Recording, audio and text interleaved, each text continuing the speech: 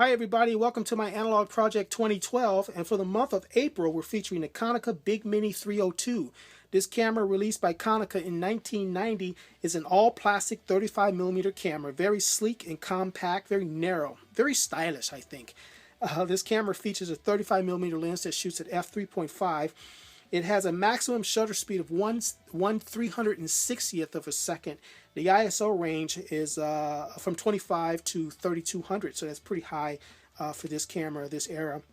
This camera runs on a I think it's a CR123A battery, one of those little fat stubby batteries that sit, let's see, it should be in there, there it is, a little fat stubby battery that sits down there. You can find this at pretty much any camera store or Radio Shack.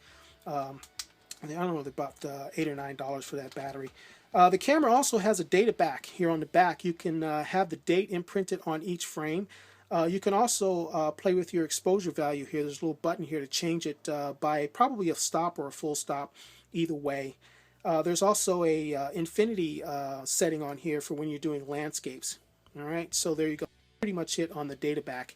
The top of the camera has a power button and a shutter release button, which is recessed down into the frame of the body. And I'm not a big fan of recessed buttons like that because you find that you start to hunt looking for that button when you want to take a shot. You end up having to look at your camera to put your finger on the button to take a shot.